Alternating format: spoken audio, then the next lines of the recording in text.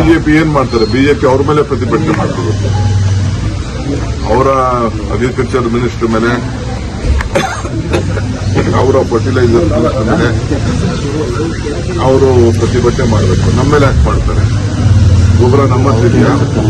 ಗೊಬ್ಬರ ಇಲಾಖೆ ನಮ್ಮತ್ತಿದೆಯಾ? ಗೊಬ್ಬರ ಫ್ಯಾಕ್ಟರಿ ನಮ್ಮತ್ತಿದೆಯಾ? ಏನಿಲ್ಲ. ಗೊಬ್ಬರ ಇರೋದೆಲ್ಲ ಅವ್ರ ಕೀಳು. ಅವ್ರು ಕೊಡೋದು ನಾವು ಹಂಚೋದಷ್ಟೇ.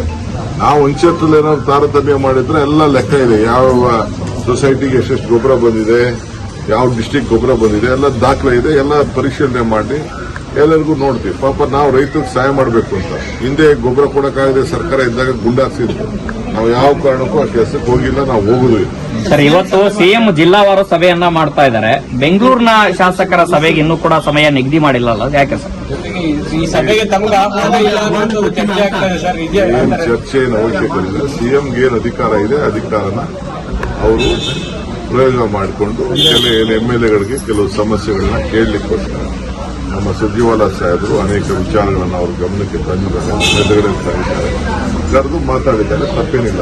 ಕೆಪಿಸಿಸಿ ಅಧ್ಯಕ್ಷರು ಡಿಸಿಎಂ ಆಗಿದ್ದಾರೆ, ತಮಗೆ ಆಹ್ವಾನ ಲೆಕ್ಕದ್ದ ಇದೆಲ್ಲ ನಿಮ್ಗೆ ಕಷ್ಟ ಅಲ್ಲ, ನಮ್ಗೆ ಕಷ್ಟ ಇದ್ದವರು ನಿಮ್ಗೆ ಕಷ್ಟ ಜಾಸ್ತಿ ಆಗಿದೆ.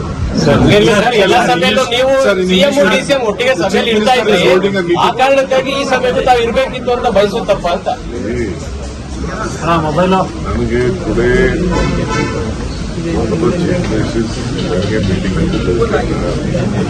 Party general secretary, consultant, all the legislators. They wanted to have spoken in the that has been given to the Chief Minister. The Chief Minister will discuss on this issue.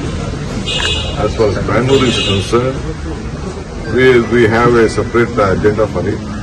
We will discuss later. I have also spoke to the Chief Minister on this issue because Bangalore needs a lot of financial support for all the MLAs. I also had a separate meeting with some of the legislators. Let the rural legislators be over and let rains also be stopped.